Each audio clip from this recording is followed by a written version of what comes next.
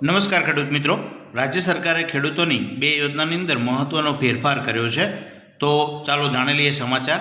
આપ નવા હો તો ચેનલને સબસ્ક્રાઇબ, લાઇક અને શેર કરજો, જેથી ખેડૂતોને લગતી માહિતી મળતી રહે. તો બે યોજનાઓ વિશે જાણી લઈએ.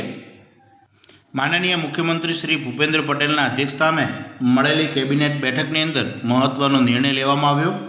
મુખ્યમંત્રી પાક સંગ્રહ સ્ટ્રક્ચર યોજનાની અંદર વ્યાપ અને સહાયમાં કેબિનેટની મંજૂરી. ખેડૂતોને હવે ખેતરમાં 300 ચોરસ ફૂટને બદલે 600 ચોરસ ફૂટ સુધીના પાક સંગ્રહ સ્ટ્રક્ચર બનાવી શકશે.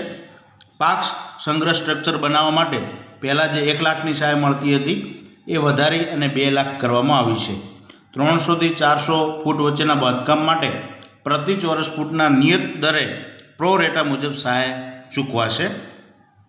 અને બીજા સમાચાર છે કે જે ખેડૂતો તારની વાડ કરતા હોય છે તેની અંદર પણ વધારો કરવામાં આવ્યો છે.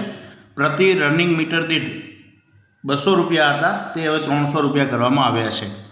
અને બીજો સુધારો છે, હવે 2 હેક્ટર ક્લસ્ટરને બદલે માત્ર 1 હેક્ટર જમીન ધરાવતા ખેડૂતો પણ આ યોજનાનો લાભ લઈ શકશે.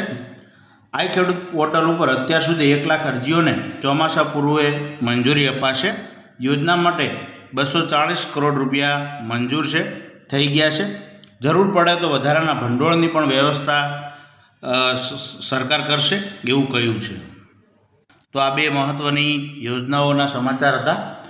જ્યારે પણ નવો નિર્ણય લેવામાં આવશે કોઈ પણ ખેડૂતને લગતો, તો અમે અમારી ચેનલની અંદર મૂકતા રહીશું. તો અમારી ચેનલ સાથે જોડાયેલા રહેજો. Thank you. આભાર.